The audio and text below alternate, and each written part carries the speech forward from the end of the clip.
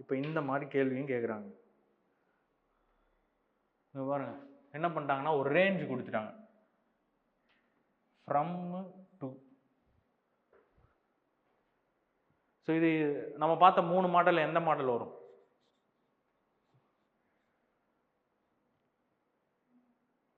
இயர்ஸா, டேஸா, மந்த்ஸா?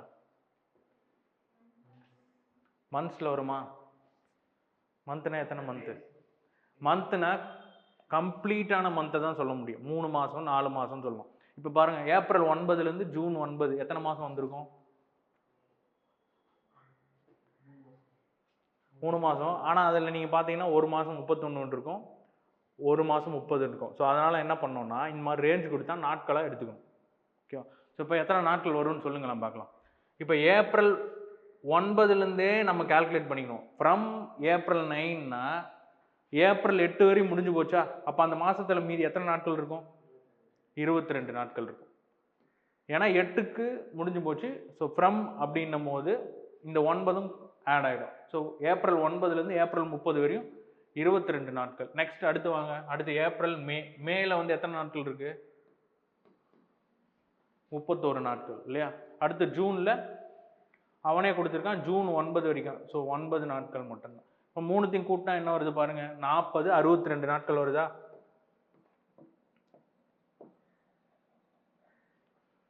பாருங்க 62 நாட்கள் வந்துருச்சு பாருங்க. சரி, அப்போ ஃபார்முலா டைரெக்டாக போட்டுடலாமா? சிம்பிள் இன்ட்ரெஸ்ட் தான் கேட்டிருக்கான்.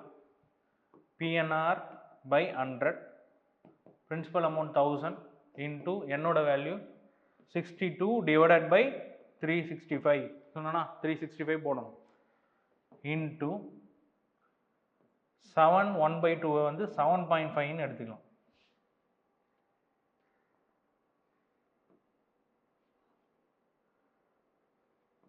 $7.5 divided by 100.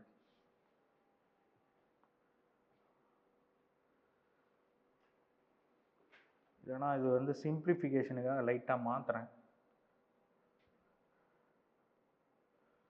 15/200 ரெண்டும் சேம் தான். 7.5 divided by 100ம் 7.5 15/2ன்னு எழுதலாமா?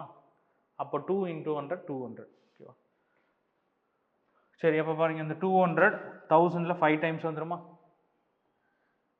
இந்த 5 டைம்ஸ் இது அடிக்கும் போது 5 7s are 5 3s are வந்துருமா? சரி, வேற எப்படி இதை சால்வ் பண்ணலாம்?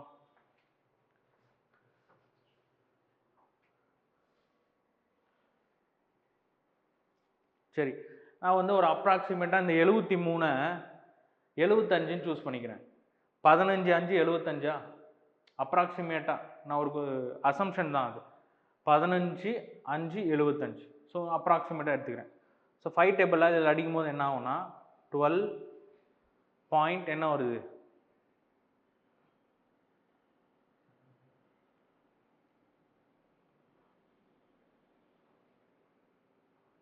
12.4 வருது. ஆனால் 2 ஆப்ஷன் இருக்கு 12ல். இது 2த்துல தான் ஆனால் கரெக்ட் ஆன்சர்.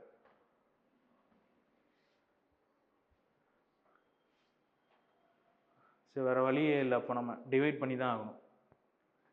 சரி, போட்டு கால்குலேட் பண்ணி சொல்லுங்கள் பார்ப்போம். 62 15ஆல் பெருக்கி 73ஆல் டிவைட் பண்ணுங்கள். என்ன ஆன்சர் வருது? கால்குலேட்டர் கூட யூஸ் பண்ணிக்கங்க.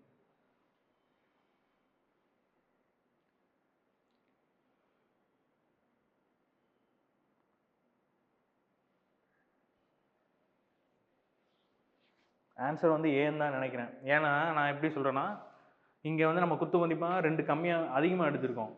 இங்கே பார்த்தோன்னா 12.4ன்றது 12.5 விட கம்மியாக வந்திருக்கு. அப்போ கண்டிப்பாக 12.5 இருக்காது. ஓகேவா? இங்கே கம்மியாக எடுத்ததுனால இந்த வேல்யூ இன்க்ரீஸ் தான் ஆகுமே தவிர டிக்ரீஸ் ஆகுது. அது எக்ஸாக்டாக வராது. ஏன்னா இங்கே 3 இருக்குது, இங்கே 2 இருக்குன்றதுனால எக்ஸாக்ட் வேல்யூ வராது. ஸோ ஆப்ஷன் வந்து ஏ தான் கரெக்டாக இருக்கும்.